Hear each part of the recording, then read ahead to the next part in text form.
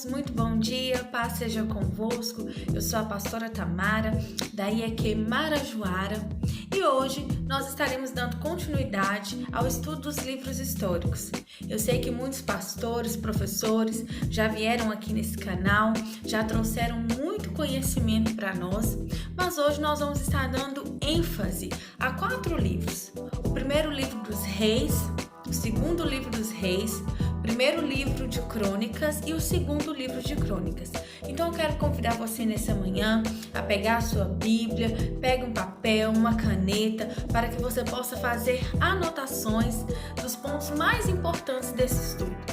Irmãos, nessa hora eu quero convidar você a fechar os seus olhos aí onde você estiver, na sua casa, assistindo esse vídeo.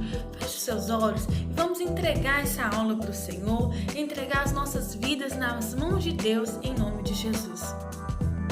Poderoso Deus, eterno Pai, Senhor, nesta manhã eu quero te entregar, Deus, a vida de cada um dos meus irmãos que estão nos assistindo nessa manhã. Pai, que a graça, o poder, a proteção do Senhor venha alcançá-los nesse tempo. Senhor, eu sei que estamos passando por momentos difíceis de pandemia, mas eu creio que a boa mão do Senhor está sobre cada um de nós. Deus, que nessa manhã o Senhor venha abrir o nosso entendimento, o nosso intelecto, para que nós possamos reter todo o conhecimento que for passado aqui, Deus. Que o nosso coração seja terra fértil para a Tua palavra, em nome de Jesus. Amém. Vamos lá. Eu preparei alguns slides para que nós possamos compreender melhor, para ficar mais claro para vocês esse estudo.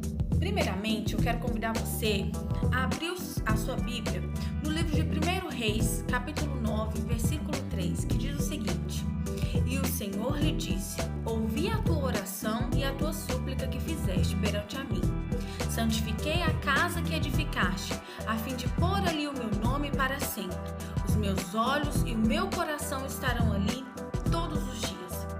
Irmãos, é importante lembrar que os 2 livros de Reis, eles são sequência da história da monarquia em Israel.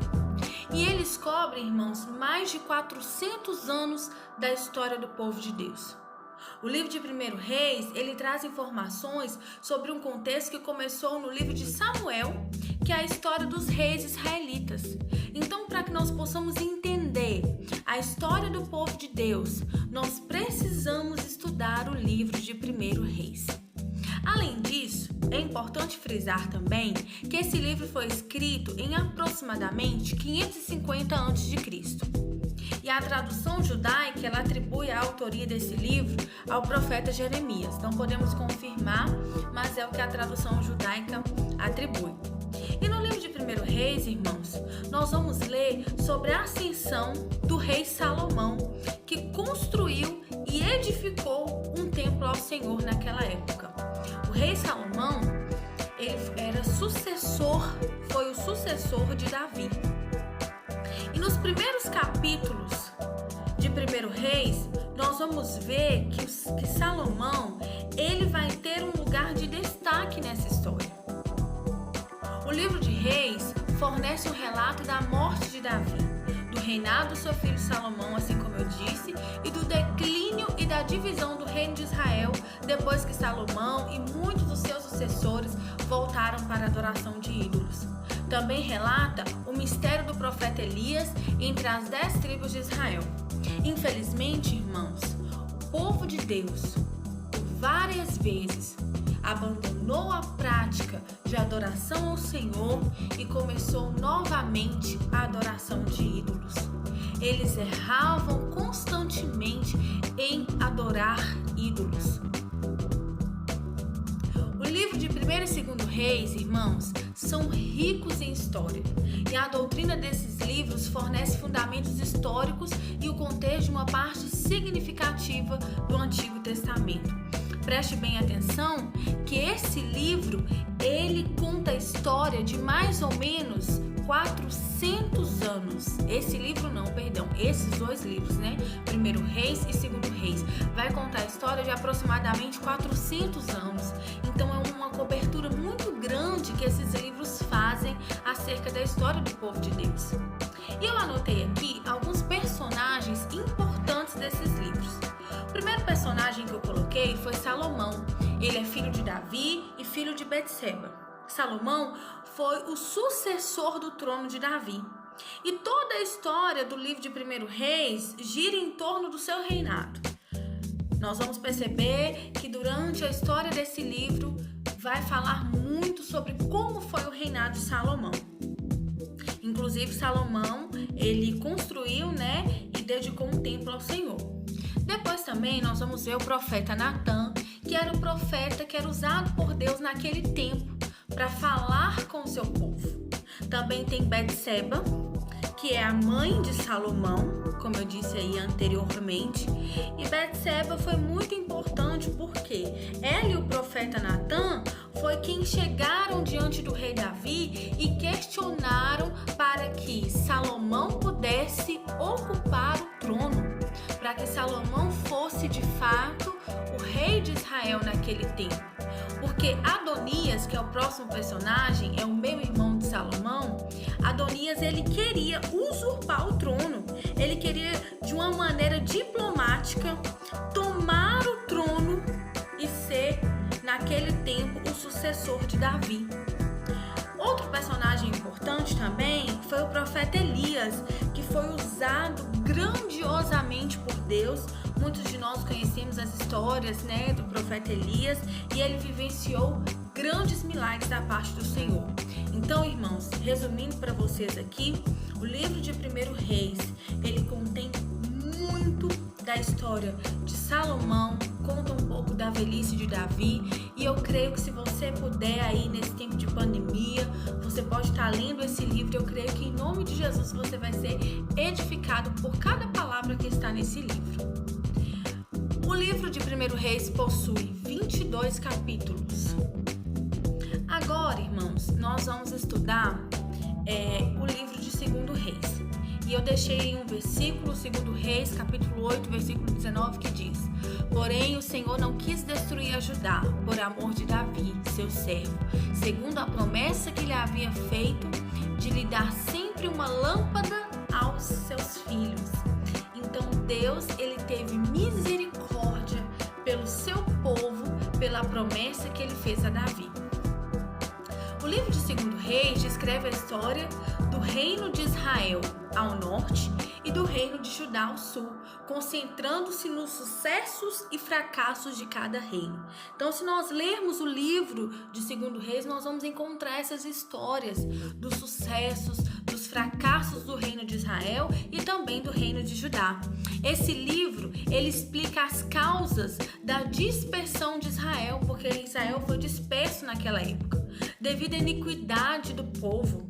Ao norte, eles foram conquistados pela Assíria por volta de 721 a.C. Então, o reino do norte foi conquistado, foi tomado pela Assíria em 721. Por quê, irmãos? Porque o povo praticava a iniquidade, eles não faziam a vontade de Deus. E infelizmente, irmãos, Judá não aprendeu com os erros de Israel. Embora alguns reis de Judá, que são mencionados aí no livro de 2 Reis, eles tenham sido fiéis, tenham sido obedientes à palavra do Senhor, houve muitos reis também que foram iníquos, que foram infiéis. Um deles que a gente pode citar aqui é o rei Manassés, cuja iniquidade dele fez com que Judá perdesse a proteção divina. Infelizmente, Judá perdeu a sua proteção porque esse rei Manassés, infelizmente, pecou, errou diante do Senhor e colocou todo o povo a perder. A Babilônia, irmãos, derrotou o reino do sul e levou o seu povo cativo. E aí nós vamos entender um pouco, ou melhor, nós vamos ter uma introdução aí nesse livro de 2 Reis, do cativeiro babilônico, onde o povo de Deus ficou preso sob opressão babilônica durante alguns anos. E aí, irmãos, cumpriu-se também a profecia, que diz que Jerusalém seria destruída, e de fato foi. Dando continuidade aqui, o livro de 2 Reis tem 25 capítulos, é importante a gente frisar isso aí. E esse livro, irmãos, também ele é atribuído, comunidade judaica, né? Ele é atribuído ao profeta Jeremias. Mas continuando, vários milagres foram registrados em 2 Reis, mas eu anotei aí alguns para que vocês possam estar visualizando comigo. O profeta Elias, ele dividiu o rio Jordão e foi levado ao céu numa carruagem de fogo. Quem lembra dessa história? Que história maravilhosa, né, irmãos? Que nós podemos ver aí do profeta Elias sendo levado aos céus na carruagem de fogo. O sucessor de Elias, né, o Eliseu, o profeta Eliseu, também dividiu o rio Jordão.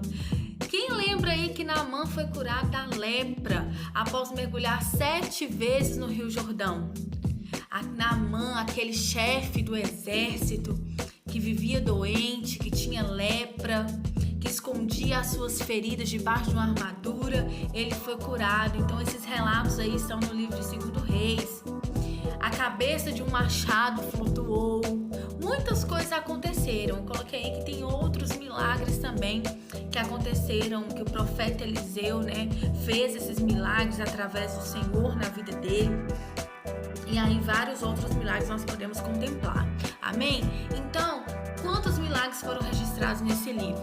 Se você tem oportunidade, leia o livro de 2 Reis, que eu tenho certeza que esse livro vai aumentar a sua fé.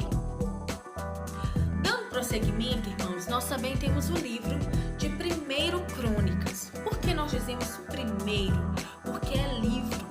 Nós dizemos primeira carta aos Romanos, primeira carta aos Coríntios, ou melhor, irmãos, perdão, que Romanos não é primeiro, é só uma carta. Mas primeira carta aos Coríntios, nós dizemos primeira porque é carta. Então, quando nós estamos dizendo primeiro livro de Crônicas, é porque é livro, ok? Então, sempre diga 1 Crônicas. Então, nós vamos fazer a leitura aí do livro de 1 Crônicas, capítulo 11, versículos 1 e 2. Então, todo Israel se ajuntou a Davi em Hebrom, dizendo: somos do mesmo povo que tu és. Outrora, sendo Saul ainda rei, eras tu que fazias saídas e entradas militares em Israel. Também o teu Senhor, o Senhor teu Deus te disse: tu apacentarás o meu povo de Israel, serás chefe sobre o meu povo de Israel. Então, Deus aqui nesse versículo estava dizendo para Davi que ele seria chefe, que ele reinaria sobre Israel.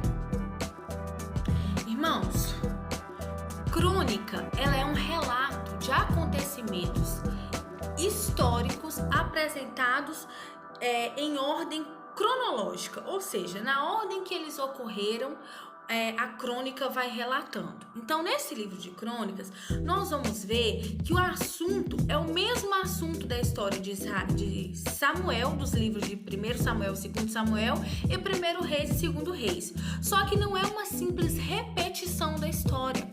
Às vezes a gente acha, quando nós estamos lendo crônicas, olha, tá repetindo toda aquela história que nós já vimos lá nos livros anteriores. Mas não é assim.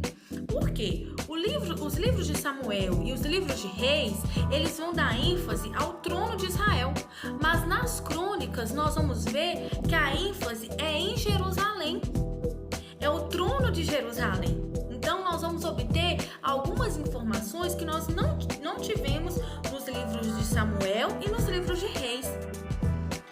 A tradição judaica, ela atribui os livros de crônicas a Esdras.